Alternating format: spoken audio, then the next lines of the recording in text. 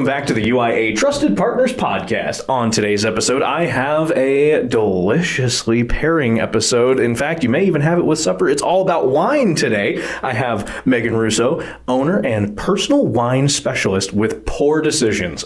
Can't tell you how much I love the name, but Meghan, how are you? And welcome to the show. Hi, thanks for having me. I'm fabulous today. I'd love to hear it, and I'm glad to have you onto the show because, well, you know, here in the office, we do love wine in this office, so we couldn't think of a better decision than to have Poor Decisions on. Yeah, thanks. Yeah, so... I wanted to bring wine, but we're in the middle of the workday, and I know you guys are busy, so... That's true. I guess I'll behave today, but, you know, I do remember when I had Zach Tremer on. He owns Brickway Brewery and Lucky Bucket now. Yep. He had brought on some of his sherry cask whiskey. Oh, that was so delicious. Mm-hmm. Big thank you to him because I loved that and emptied that bottle. Oh boy, too good. Now, on to some other good, delicious and great things like wine, because there's so many different flavors and varieties. We're going to go through all these and run into some of the details here, but let's get started with the easy one here. I kind of want to know, what was the inspiration to kind of start Poor Decisions, and how long have you been in this type of industry? So I've been studying wine for over 10 years. Wow. I don't know, lost count. Definitely over 10 years. It started as just like a hobby of mine. Sure. Like, I'm into wine. Let's learn about it. You know, it helps you not look like an alcoholic when you're studying the thing that you're enjoying the most. So I started studying wine. And then when 2020 happened and everybody was kind of stuck at home, my friends would call me and say, can we come to your backyard and maybe you can teach us about wine? And so we kind of birthed Poor Decisions during 2020. Right in the backyard. Right in the backyard. Yeah. I love that. And that's such a great way to kind of find a calling. It's like, oh, I was just doing it with friends, and now all of a sudden I got a knack for this. Yeah. Mm-hmm. Yeah. Plus the educational piece of that. So were you studying to be like just more well-versed in wine, or were you actually gearing up to be like a sommelier of some sort down the road? So when I started, I really wasn't sure. I just kind of, wine is so diverse and so huge, and there's so many things. So I just kind of wanted to understand a little more of what I was drinking. Sure. And then I like to say in my past life, before I moved to Omaha, I was in New York City and I was working high volume retail. Okay. My passion there was training and development. Okay. So I loved like teaching people new skills and letting them kind of take it away and thrive with those. And so now what I'm doing is my passion of wine and my passion of training and development. Yeah. So it's kind of the perfect thing for me. I love it. I love that. And I couldn't be happier for you. That's such a cool way to weave what you are passionate about together. Yeah. I do love that. And just a little fun fact for you. I actually spent a year up in Watertown, New York. Nice. Yep. It was terrible. I'm kidding. Watertown was great.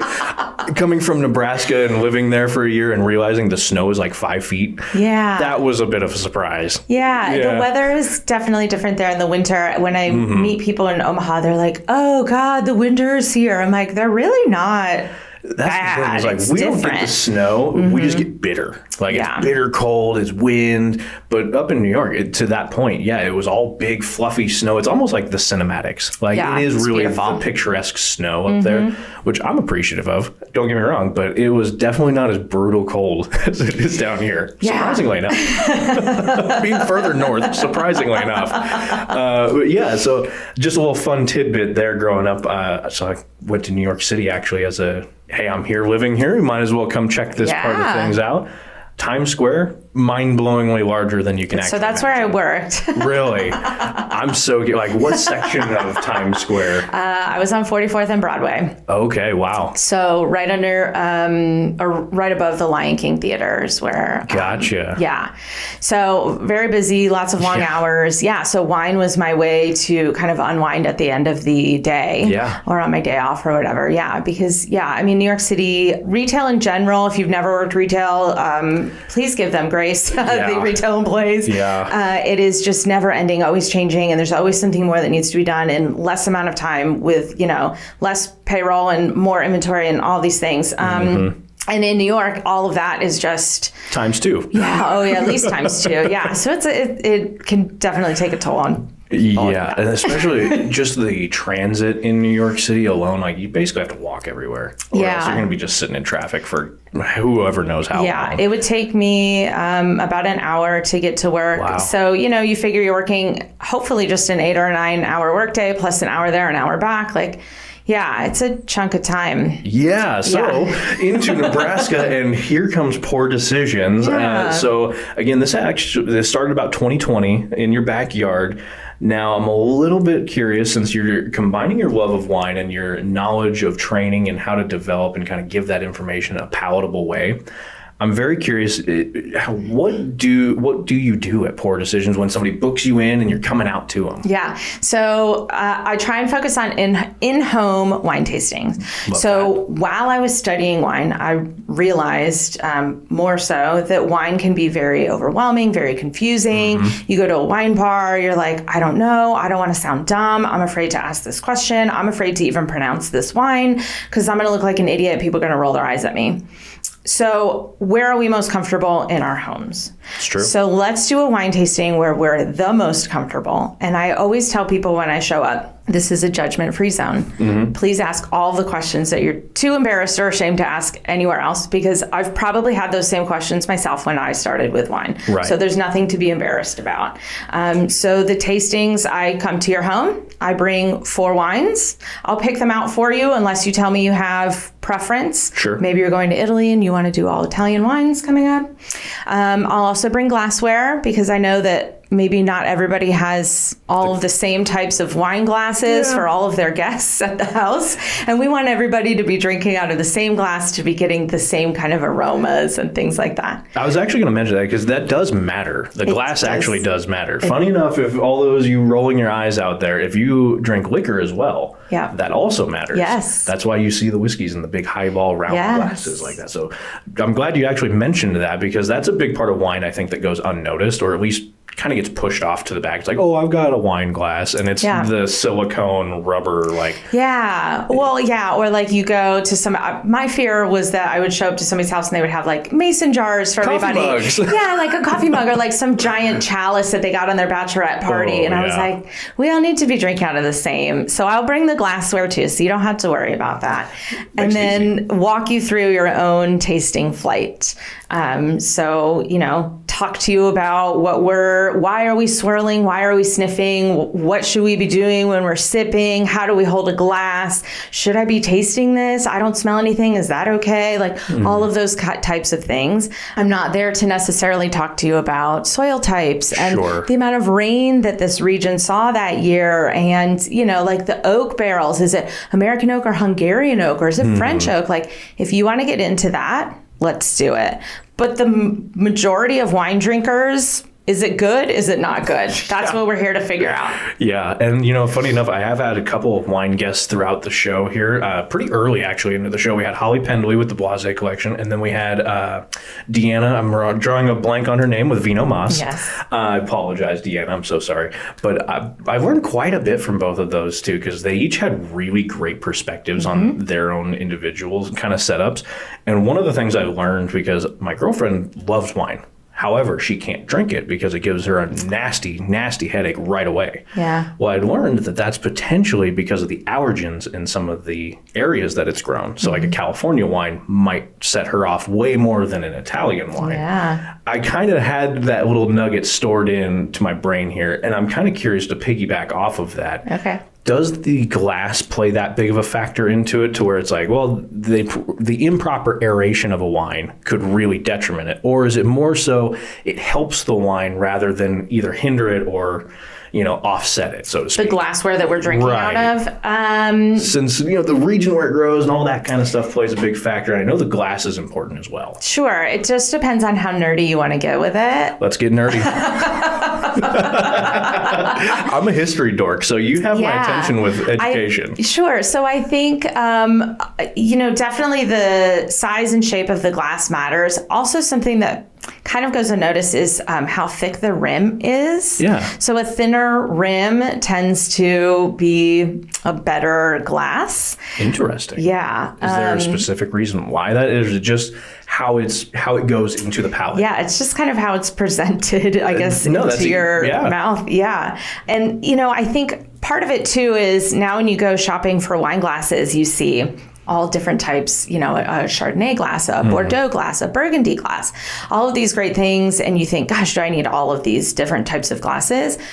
Not necessarily. If you got money to burn, get them. Have your nice collection. Yeah, have your nice collection of glasses. But I take out just a universal wine glass. You can have sparkling, white, rosés, reds, anything that you want out of it. I'm trying to keep things simple. If, again, if you feel like some people love holding a glass that's a big, huge, bulbous wine glass and they love that feeling, do it.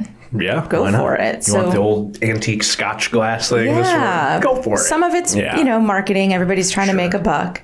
But yes, I would say stick with just a universal wine glass with a thin rim. That's good information, though, because, a lot of people, like you said, they kind of get caught up in the weeds of like, oh, hey, here's the latest and here's the greatest and here's this one. And sometimes it's nice to kind of clear that out of the way with a professional like yourself and just be like, well, you can just kind of stick with a basic as long as it's got the thin rim. Sure. And who's got room for all these types of glasses in their house? Like, not me. I'd rather have room for wine as opposed to the glassware. I love that.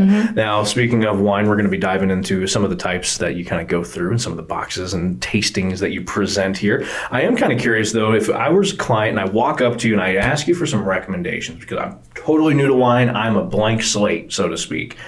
What might be some of your starting picks to kind of get me warmed up into the wine world?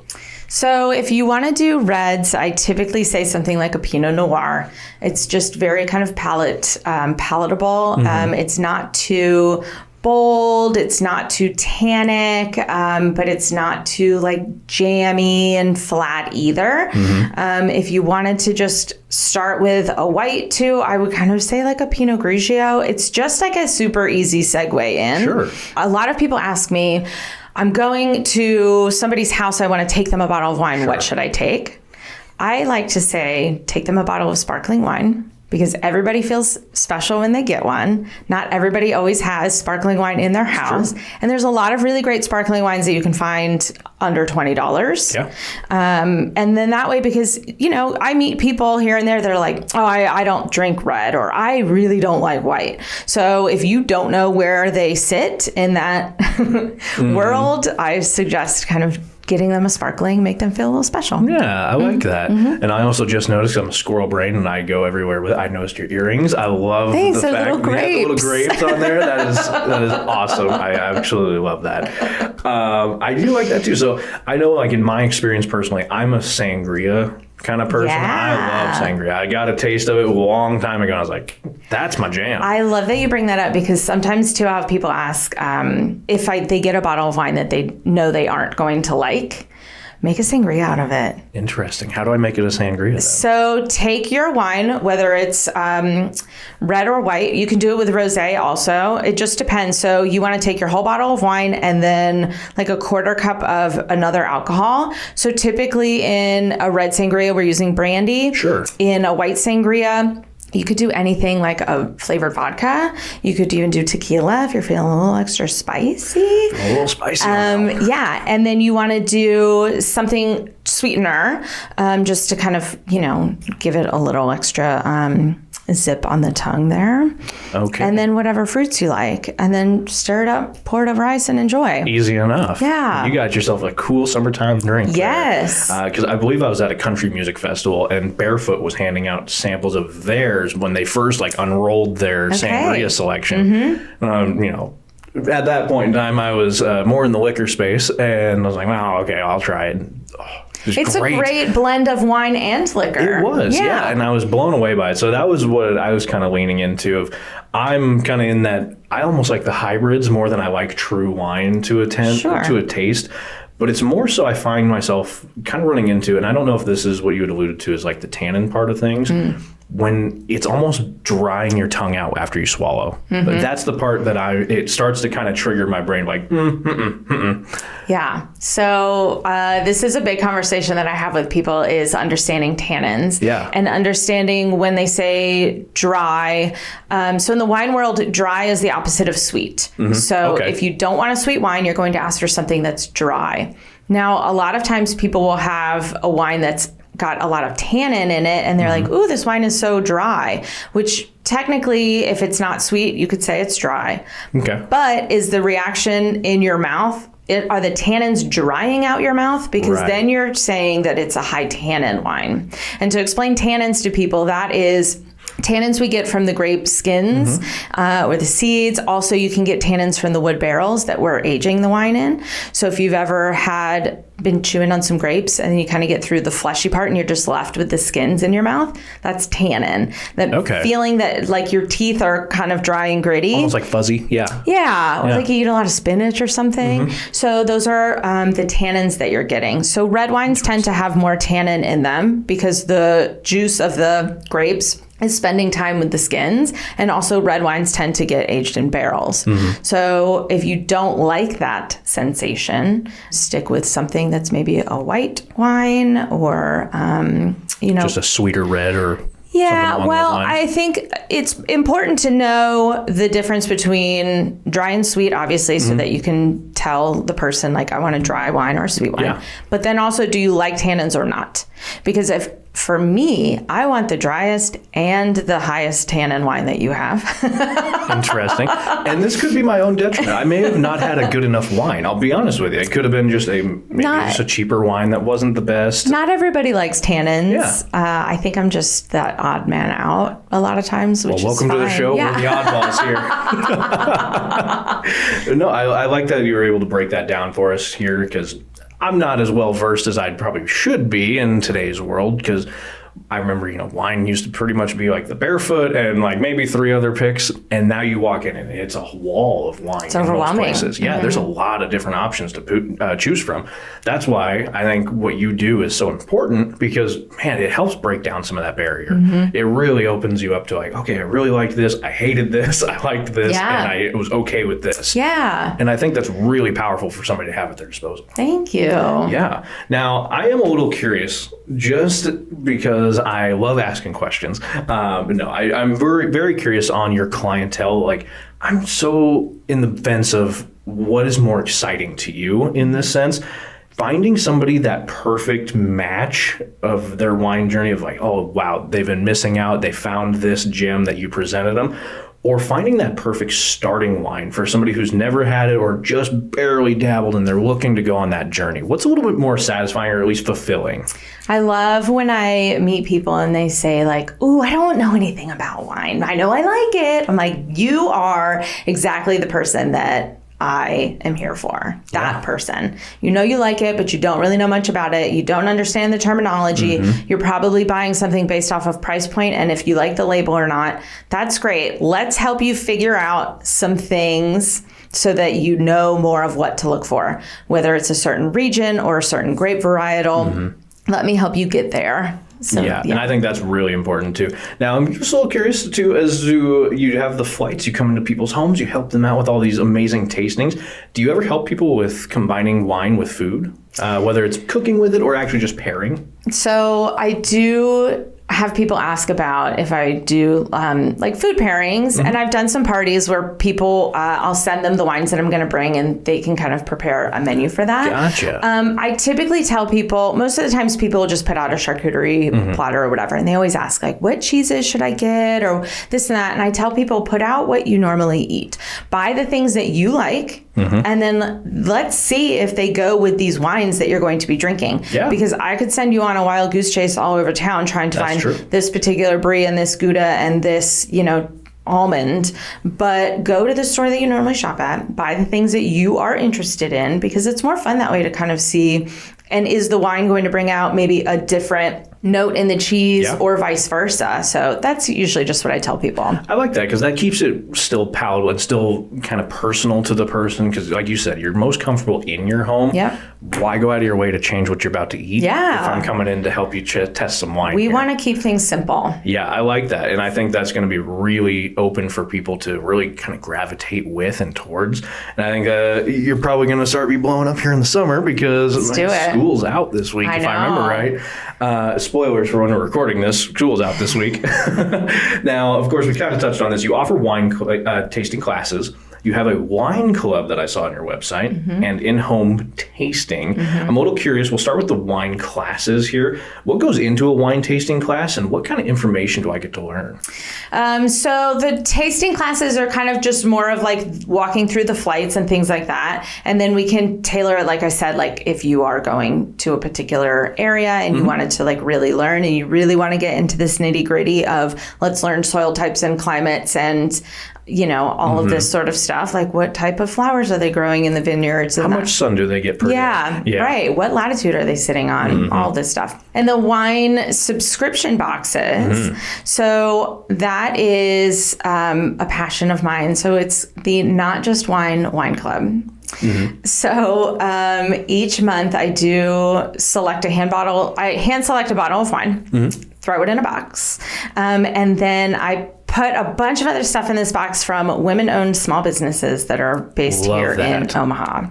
Love that. Yeah, so each box will have things like self-care items, like some fun little food snacks. I also try and always include some promos or flyers for service-based businesses because they may not have a physical good that I could put in the box. And this came about because when I moved to Omaha, I made it my mission to really understand this city. I wanted to try all of the different coffee shops, go to all the restaurants, shop at all the boutiques, and kind of stay away from the big chains, box stores that I came from. Avoiding them like the plague. And, I really tried to like date my city, if you will. And then I started making friends, people that were from this area. And I would tell them like, oh, I had coffee here. Oh, I went shopping here. Oh, I got my hair cut here. And they're just like, oh, I never heard of that place. Or I never go there. I always just eat dinner here. This is always our, anniversary dinner. And and I'm like, you guys are missing out on so many great things. And then I started this business, started going to all these networking events, meeting all these other women out here, hustling. And I thought, gosh, we should all just kind of put everything together and give it out to people.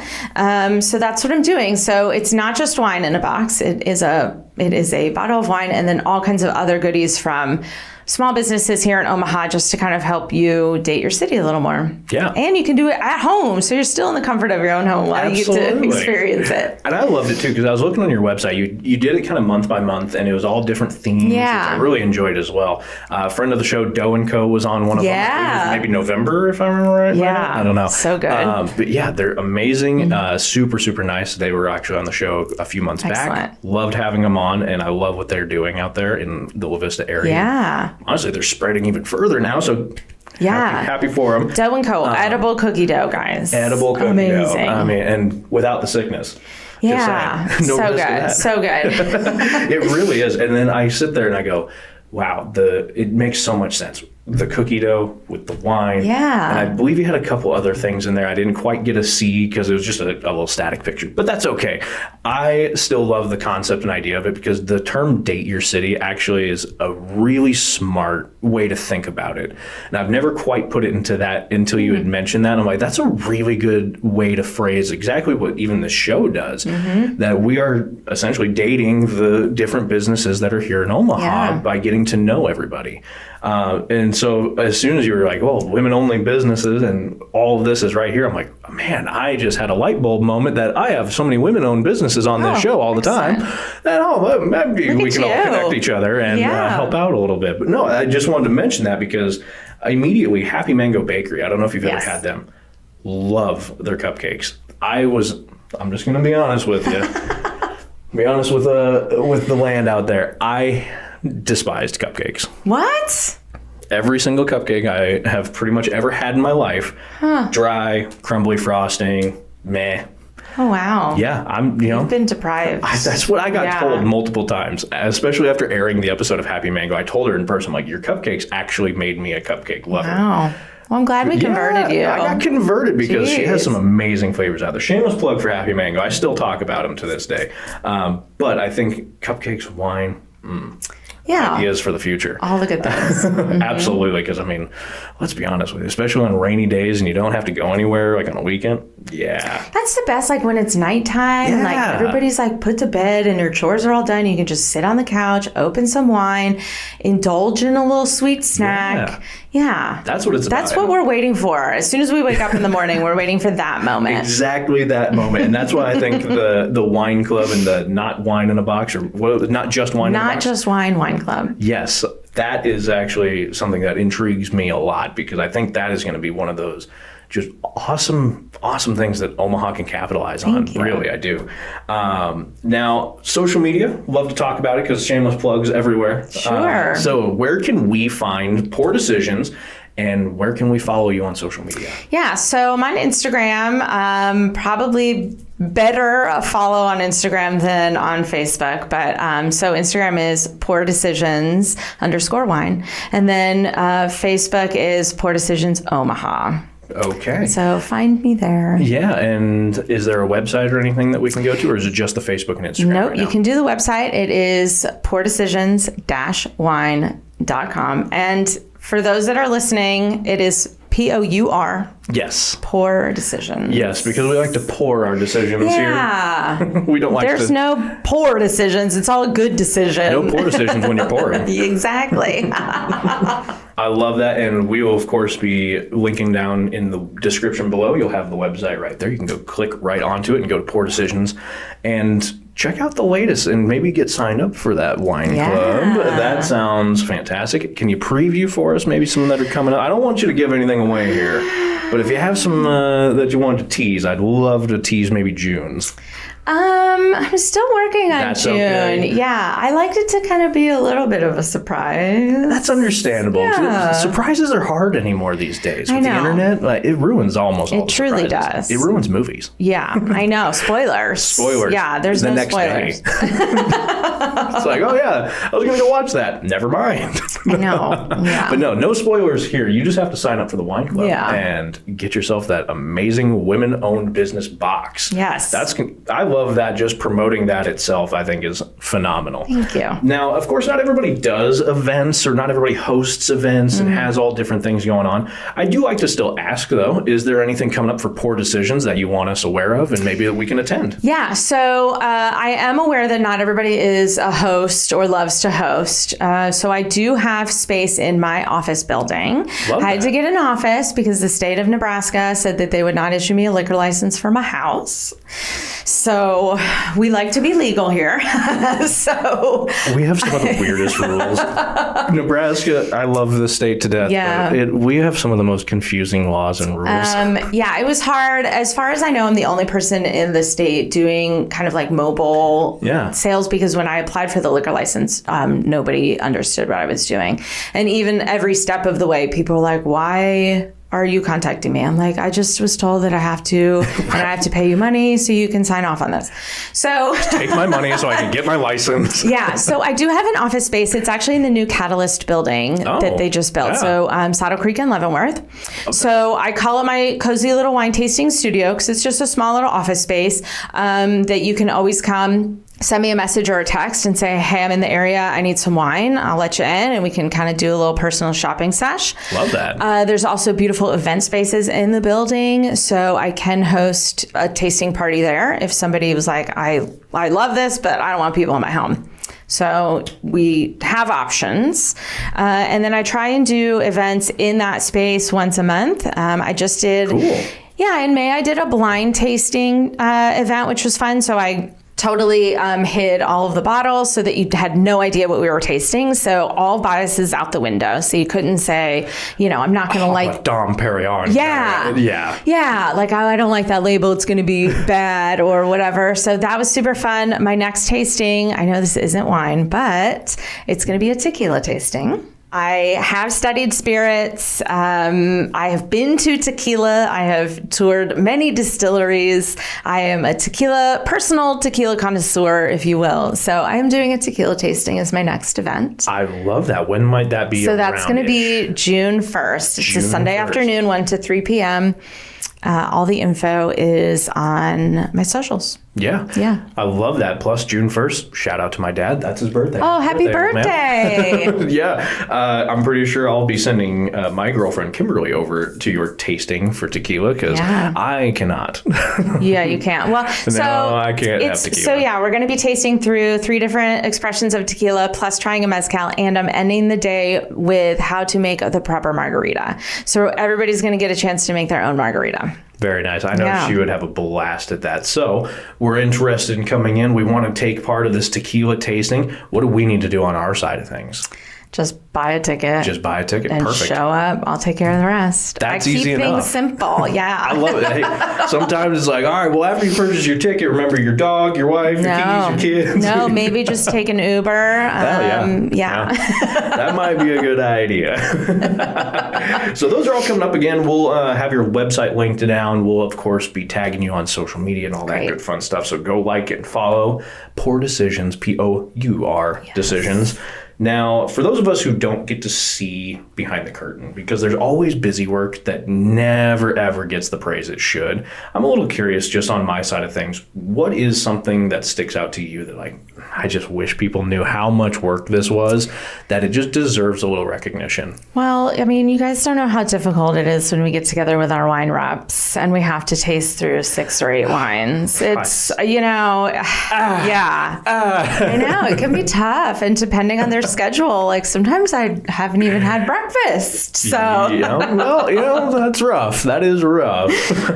No, I love every part of what I'm doing right now. I love that. Yeah, I love that. I like to throw in that question just to kind of give a little highlight to anything that maybe goes on behind the scenes that just us, the viewers and consumers, never get to peek at. Yeah. It's always kind of one of those fun questions. Now, every industry has its fair shares of up and downs. I'm a little curious on your side of things. What has been one of the major challenges or maybe some obstacles that you've had to navigate and overcome since starting up Pour Decisions here in Omaha and continuing on today? Well, besides getting the liquor license. The uphill Sisyphus boulder of getting the liquor license. It's just, you really have to get out there and do the legwork. Like everybody that I meet, when I tell them what I do, they're like, oh my God, I love that idea. What a great idea. We have to book it. But, you got to follow up with people. Everybody's like, yeah, let's do it. And then we're all wanting to do. Yeah. So you do have to go out there and make some connections and, put a smile on and shake hands and all that stuff. But, it's all worth it in the end. Like, you're still just meeting a lot of great people. And, from somebody that, like I said, is not from Omaha, I kind of made it my goal to meet as many people and see as many things and do and go and all the things. So I love that. And I think that's one of the nicest things that, I guess, for as far as challenges go, I think that's probably at least one of the nicer ones to try to tackle. Some of the ones we've heard on the show. But yes, getting the name out there is arguably probably one of the biggest hills to climb, especially in a new business.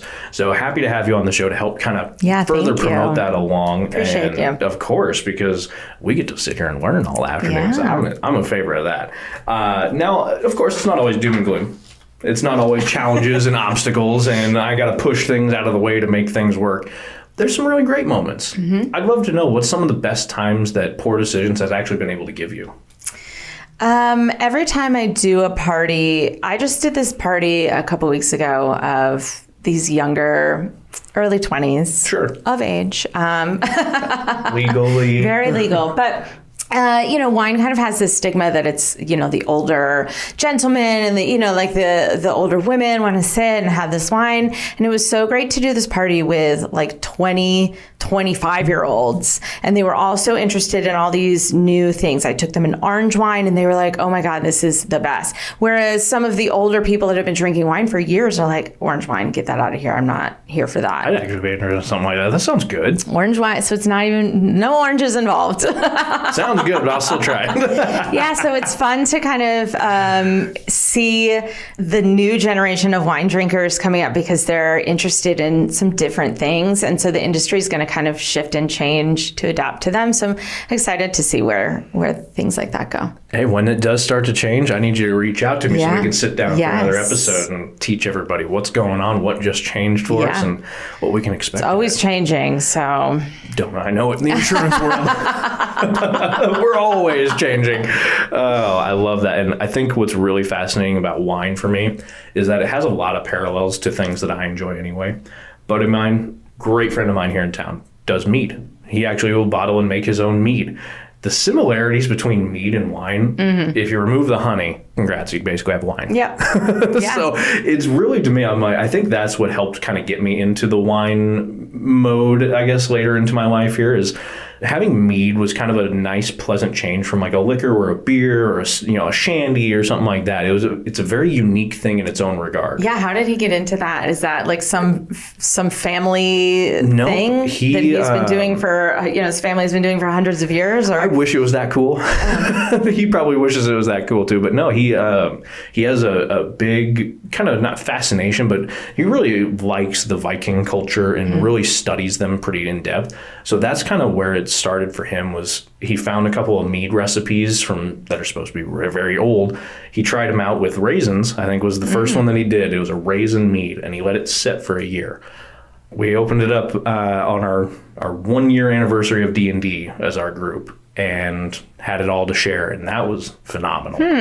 And I think that was just kind of his like click of, I do have a little bit of a passion for this. And so he's just kind of kept going since. And I know we're in the works right now to do a pomegranate and dragon fruit. Nice. Yeah. So I'm talking with him to do one of those for me and see if he can't pull it off. Yeah. I'm excited. That's fun. But I wanted to bring that parallel because I think that is one of those fun things you can go try, because Ren fairs happen around here all the time. And it's kind of that weird but great bridge in between a beer or a liquor and wine. I could be totally wrong in saying that from the wine expert across from me. You can tell me I'm totally wrong. But I feel like that is almost the bridge that is missing. Yeah. And now, don't get me wrong. If mead was readily available, that'd probably be my go-to drink. But there's not a lot of mead readily available. Not in Omaha. You got to go some pretty weird places to go find it. Yeah. Or if you do, it's like the really like commercialized bottled mead that doesn't really even taste like honey even anymore. Yeah. We won't go down that rabbit hole. Yeah. Skip it, swipe left, whatever the lingo is these days. Get it out of your way. Now, my very last question here for you on the business side of things. Then we'll get into some fun questions here. I'm curious what you would like listeners and us viewers here to either know more about here, about poor decisions. Can't say the word for some reason. And we haven't even had wine. I know. That's telling you I need a glass or something. It's been that kind of a day. But no, I'm curious what you'd like some of us listeners or viewers to know more about when it comes to poor decisions, or maybe just about your industry in general. Wine is always changing. Even the people that have been studying for much, much longer than me will always tell you that they don't know it all. There's so many nuances of things always going on. So, just kind of go into wine with an open mind. Ask questions. Don't be afraid to ask questions. I hope that after doing a tasting, people will have at least one fun little tidbit that they can, whip out at a party and impress their friends. Hey, that was that allergy thing. Yeah, see? That's all I had. Yeah, don't you feel great when you've got one little tidbit fact that you can throw out there? Yeah. My useless radio knowledge gets crammed into there, so. It's a little confidence boost. Yeah, it's fun to know. I did lie, though. I did want to ask you, what is some of your, top 3 wines that if you were to put 3 on a shelf and say, this is my recommendation, go to, I love these all day? Okay, me personally, like I said, I kind of am a standalone in the wine industry. So as far as white wines go, I'm a big New Zealand Sauv Blanc gal. Okay. And when I tell you the tasting notes on a New Zealand Sauv Blanc, it's not going to sound good, but for me, it sounds like heaven in a glass.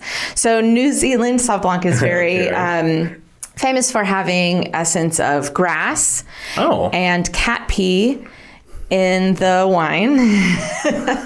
So like a pneumonia kind of. Yeah. Okay. So for me, if somebody pours me a glass of that and it smells like grass and pee and armpits, I'm like, this is going to be so good. But it doesn't taste like any of those things. Right. I'm sitting there going, I saw the listeners through the camera for a moment and just go, it's not that it tastes like, but it doesn't, those are the notes that you get. Well, yeah. So here's something that's kind of changing with wine and needs to change a little quicker than what it is. So Americans smell cat pee, but New Zealanders, it's the gooseberry. But we don't have gooseberry here, so we don't know what it smells like. So for us, we're like, oh, it's cat pee. But, and that's one of the things that needs to change with wine, because not everybody has access to all these things that we can smell. Right. So my husband is from New York City, born and bred in very New York. But he knows some good pizza joints. Yeah, he knows the best pizza joints. But so when I started getting into wine, he also kind of just by proxy got into wine. And it's different for him. So a lot of like Pinot Noirs will have some notes of like forest floor. Okay, that's great for people that have been hiking in the forest. Mm-hmm. For people that have grown up in New York City and don't know what that is and don't know what that smells like, how are they going to pick up on that note? So we need to change some of the terminology in wine to be something that's a little more like universal. Yes. Yeah. Now, that makes a lot of sense though, because I've heard people describe wines a certain way before. And I've sat there and had a total disconnect because I'm like, I'm from the Sandhills. I can tell you what forest floor smells like. I can tell you what dirt smells like. I can tell you all these different things. But sure, but what about the honeysuckle? I'm like, that's a flower. Yeah. you can technically eat it. That's about all I know. Yeah. But I think that's a really good piece of information for our listeners to kind of grasp onto, so they don't feel so overwhelmed going into it. Yeah. Well, and I tell people too, whatever you taste, like everybody's taste buds are different. Yeah. Whatever you smell, our olfactory systems are all different. So if you're smelling one thing and I'm not smelling it, doesn't mean that either of us are right or wrong. Mm-hmm. That's what your nose is telling you, then great, go for it, say it. And here's like a little tip, like if you're at a wine tasting or if you're just try it out with your friends first. Just say something with confidence. Be like, oh gosh, the plum is really coming through. And everybody else will be like, oh.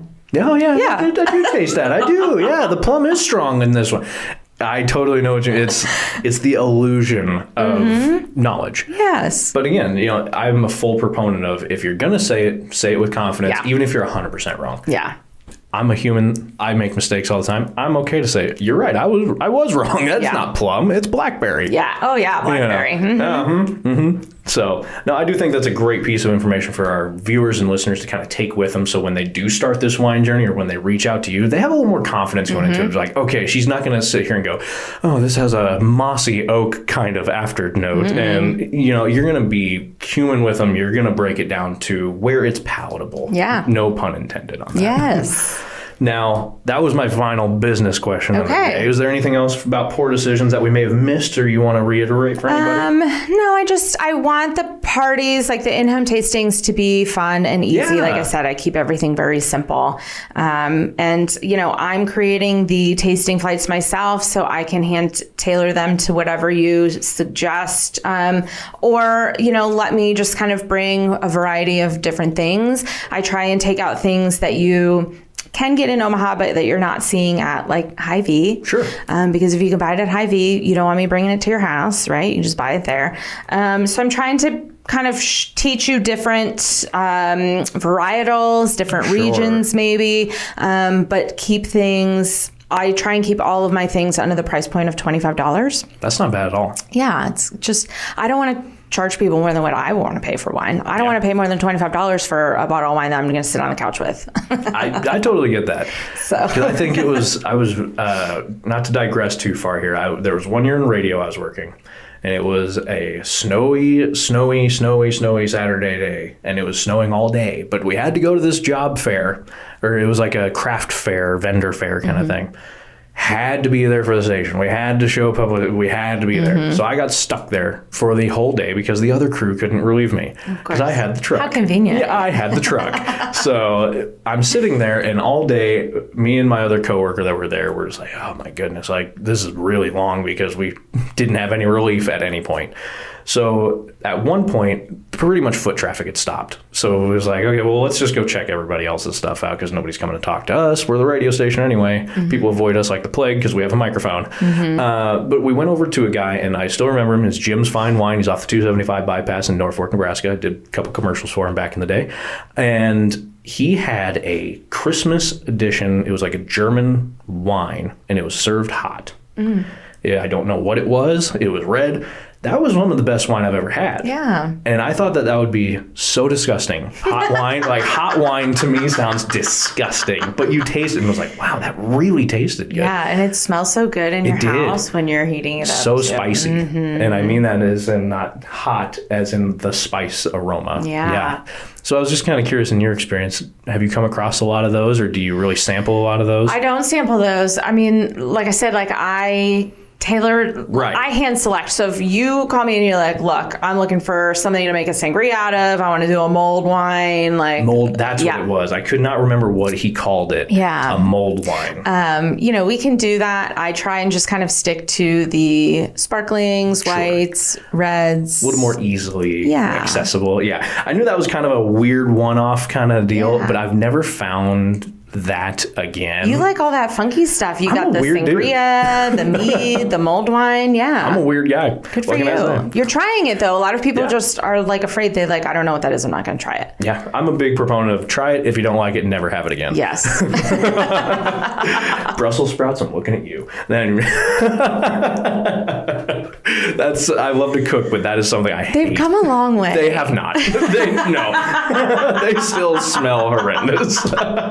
I love it because I have friends of mine. They're going to drag me to Everett's. Shout out to Everett's, by the way, here in town. Love that place. They've got amazing food. They bring out a big tray of Brussels sprouts, and it was everything I could do to just sit there with the smell. Yeah, they cover it in bacon and stuff now. Doesn't matter. Yeah, I tried. I did try it. Okay. I'm like, hey, you know what? Last time I had one was like 2000. Yeah. I'll give it a try. Back to the 2000 taste palettes right there. Unfortunately. Yeah, okay. Yeah, I try. That's fine. Everybody's got their thing. Everybody can be wrong. Mine's olives. I hate olives too. Which, as a wine person, you kind of get a lot of side eye. I was like, I'm sure you probably have caught a strange look or two of like, I'm good on the olives. And I tried them again as an adult. I've tried them in Italy. I'm like, well, they got to be good here. Didn't like them. Tried them again in Portugal. I'm like, they got to be good here. Still didn't like them. So I'm not trying them anymore. My rule is at this point, like I've tried them a couple times. I'm only going to try them if I'm in Greece. Yeah. Like I'll give it one more shot. I'm not. Yeah. I'm done. I don't blame you. I don't blame you because I'm that way with mushrooms as well. If it squishes and squeaks in my teeth as I'm trying to chew, so not you don't eat tomatoes? I don't mind tomatoes. Oh, interesting. Yeah, I told you I'm a weird guy. Yeah. Okay. Well, back to there's a lot to unpack there. I know, right? She's sitting here going, "Man, I sat down with this guy." But no, on to the fun part of the show here, and we'll kind of get things wrapped up so I don't take up your whole day. We have a fun little box of cards here. Now it's totally your choice of whether you pull 3 cards and you ask me all 3 questions, and I'm just in the hot seat, or if you want to go back and forth and give your own input. That's fine too. Okay. But you get the choice of 3, and let's see what we got today. Because friend of the show, Blake Martin, gave us these to kind of incorporate, and I think this is a fun way to do just that. Okay, I love this. All right, let's see what the first one is. If you could design and build a room of your own, what would it be like? Interesting. I don't know. Why don't you answer that one? Gotcha. Yeah. I think if I designed a room and I had no budgetary restrictions, I would have some fun with it because I grew up in carpentry and construction. So I think I would do either a nice poly like cherry wood or maybe a deeper kind of oak or mahogany in that sense.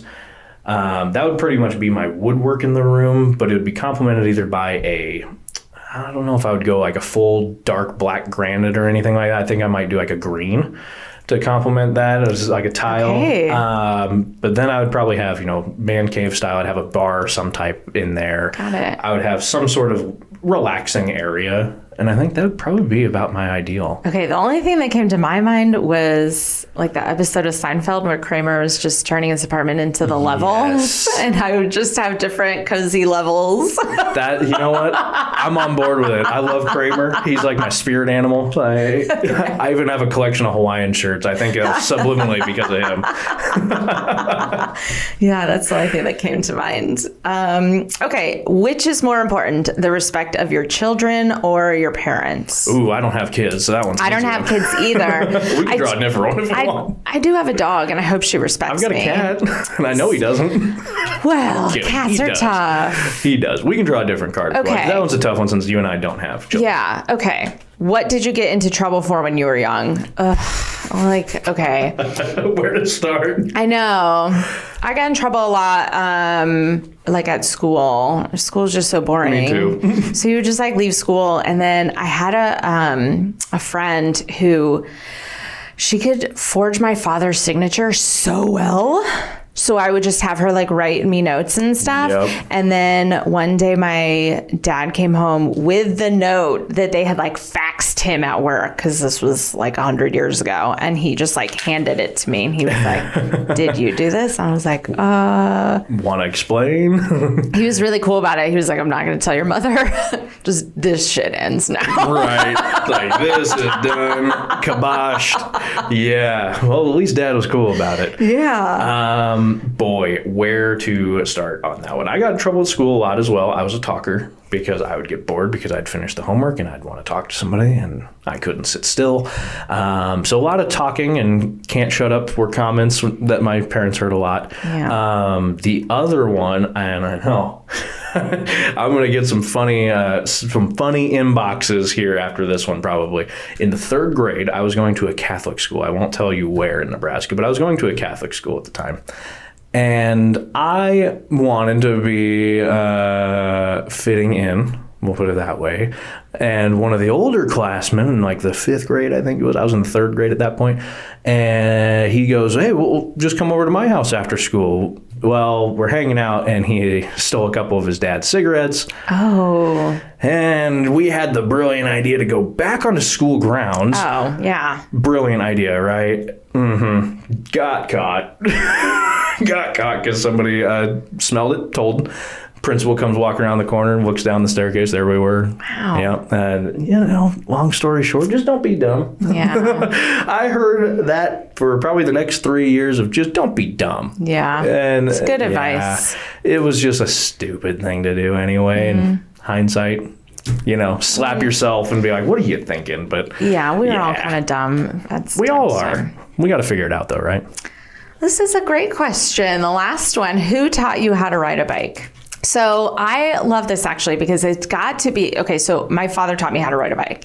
And I think whenever I see parents teaching their kids how to ride, it must be one of the greatest experiences as a parent to let go of that seat and see your kid take off on their bicycle. That is just that's a peak parental moment for me. I can only imagine because like I said, I don't have kids, but... I kind of agree with that. If I remember correctly, it was my grandpa Bernie. We were out at my grandma and grandpa's place, and it's in the country, so dirt roads, sand hills. Mm-hmm. We're mostly on sand and loose gravel. Learning to ride on that was as fun as it sounds. I'll be honest with you. Yeah, it doesn't sound very fun. Yeah, a lot of dives off the bike because you stop cold in a loose chunk of gravel. Yeah. But it was one of those that it was just always, get back on there, kid, and give you a push. Wipe the blood off your knees. Pretty much, rub some dirt on it, you'll be fine. Yeah, but that's what grandparents are for, right? Yeah. No, that was always a fun one. Unfortunately, I think I just seen on Facebook too, not to digress again too far, that my grandma had her apple tree go down. Oh. I know, and that was one of the only things that was the only tree in this pasture. Oh. The only thing. Mother Nature. I know it, so I'm hoping maybe one sprouts up in its place from all the fallen apples that are usually around there. Fingers crossed. So, on to my questions here. So we have some more fun ones. Okay. I love to phrase this question as if I'm coming in from out of town and you want me to come check things out. What do you consider your Mount Rushmore for me to come see when I'm here? Okay, Mount Rushmore. This is fun. So Omaha's got a lot of great restaurants here. So I think definitely try some local cuisine. Well, maybe not local cuisine because I don't know what Omaha is like. Some local spots, though. No, but I think there's really great restaurants here. My favorite is Yoshitomo in Benson. It's sushi. They're doing absolutely amazing things there. And if you haven't been, you are 1,000% missing out. Please go. Don't just eat the rolls. The rolls are amazing, but try the bites and the small plates, that is where they are making magic, and is worth every cent of that you have. Yeah. No, I keep hearing rumblings about Yoshitomo. Oh God, it's you gotta on go. my radar for Let's sure. go. We'll have to make it happen. So yeah, eat out because the restaurants here are great. Grab some drinks on a patio down in the old market. There's some great little nooks and crannies there and some good people watching. I think too, you should check out some local markets.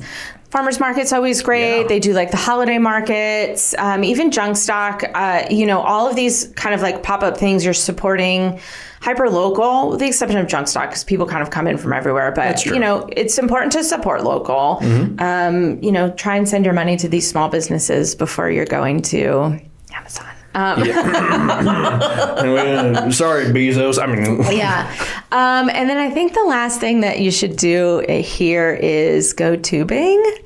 Okay. Like grab some beverages of choice and hop on a tube and go tubing down the Elkhorn. Coming from the East Coast and being in a triple landlocked state now, enjoy the water, right? Find a friend with a boat that lives on one of those fake lakes that we made here, but get out there and enjoy the water, go tubing. It's just so fun. Well, if you ever want to send your husband into absolute shock from him being from New York, I recommend you go where I'm from, which is Taylor, Nebraska. Okay. It's a village. We're not even a town. Oh, we are that small. Yeah. Okay. You know everybody. Literally. I'm related to half of them. Quite literally. I'm related to like half of the town there. Great. So we just walk in with like, no dating in Taylor. No dating in Taylor. We'll put it that way.